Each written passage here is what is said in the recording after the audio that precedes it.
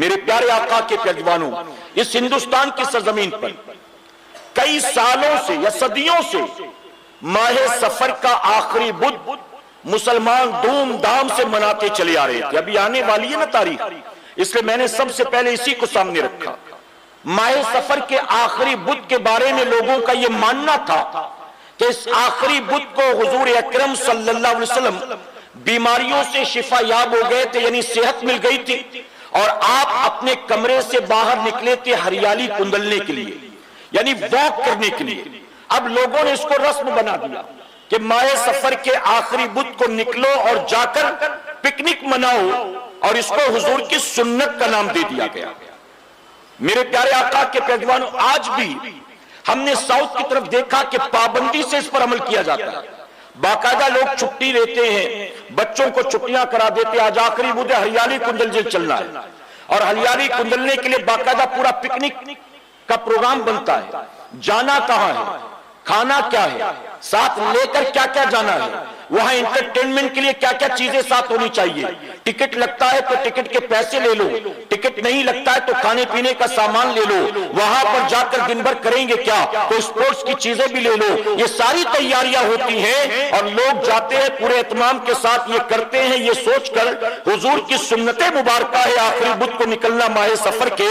میرے امام نے اس پر تحقیق کر کے رد فرمایا، اور آپ نے فرمایا کہ اس دن حضور کو شفا نہیں ملی تھی، بلکہ جس بیماری سے میرے آقا دنیا سے پردہ فرمائے، اس بیماری نے اسی آخری بدھ کو شدت اختیار کر لی تھی، یعنی بیماری تیز ہو گئی تھی۔ اچھا میں ایک بات اور عرض کر دوں، اگر کوئی بیوی بچوں کو کہیں گھمانے پھرانے لے جاتا ہے تو کیا شرعاً یہ منع ہے؟ منع ہے، آپ لے جاؤ، لیکن حضور کی طرف منسوب تو نہ کرو کہ اسی دن جانا سنت ہے، اسی دن بدھ کو ہی جانا ہے، جمعرات کو نہیں، پیر کو نہیں، سنڈے کو نہیں، آج ہی، اور ثواب ملے گا۔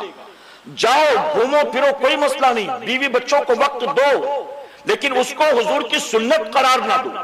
میرے نبی نے فرمایا اگر تم میں سے کوئی بات میری طرف منسوب کرے جو میں نے نہیں کہی ہے تو گویا وہ اپنا ٹھکانہ جہنم میں بناتا ہے۔ حضور نے کیا نہیں، حضور نے فرمایا نہیں، اور ہم کہہ رہے ہیں حضور نے کیا تھا، تو اب کیا ہوگا نتیجہ؟ اس لیے میرے امام نے رد فرمایا کہ ایسا نہیں ہے، اس دن تو حضور کی بیماری نے شدت اختیار کر لی تھی۔ اچھا وہ لوگ جو جاتے ہیں، میں ان سے کہتا ہوں ٹھیک ہے جاؤ، حضور کی طرف منسوب نہ کرو، جاؤ، لیکن جب تم آخری بدھ کو یہ نکلتے ہو سوچ کر کہ آج کے دن جانا حضور کی سنت ہے، میں کہتا ہوں روزانہ فجر کی نماز پڑھنا فرض ہے، یہ تم کیوں بھول گئے؟ ظہر روزانہ پڑھنا فرض ہے، یہ تم کیوں بھول گئے؟ سال میں ایک بار آخری بدھ کو نکلنا ماہ سفر میں سنت کے یاد پورے سال بھر، اس کی پوری پروگرامنگ شیڈیولنگ سب ہو رہا ہے، سب کو دعوت بھی دے رہے ہیں، گیٹ ٹوگیدر ہو رہا ہے، اور روزانہ فجر کی نماز چھوٹ رہی اس کی فکر نہیں، ظہر عصر مغرب عشاء چھوٹ رہی اس کی پرواہ نہیں۔ ہم کہتے ہیں تم جاؤ گے حضور کی سنت سمجھ کر معاذ اللہ کہیں گھومنے پھرنے کے لیے، اور وہاں پر تمہاری بیٹیاں 18 20 22 سال کی دوڑیں گی غیر مردوں کے سامنے، کیا بتائیے یہ جائز ہے؟ معاذ اللہ تمہاری بیوی بن پردے بن دوپٹے کے بیٹھی کھانا نکال رہی ہوگی، چائے گرم کر رہی ہوگی، کیا یہ جائز ہو جائے گا؟ میرے پیارے آقا کے پیروانوں، حضور کی سنت کے نام پر پکنک کے لیے نکلنا اور دن بھر نمازیں قضا کر دینا، یہ کون سا طریقہ بلا بتائیے؟ تو اس خرافات کا رد فرمایا میرے امام نے۔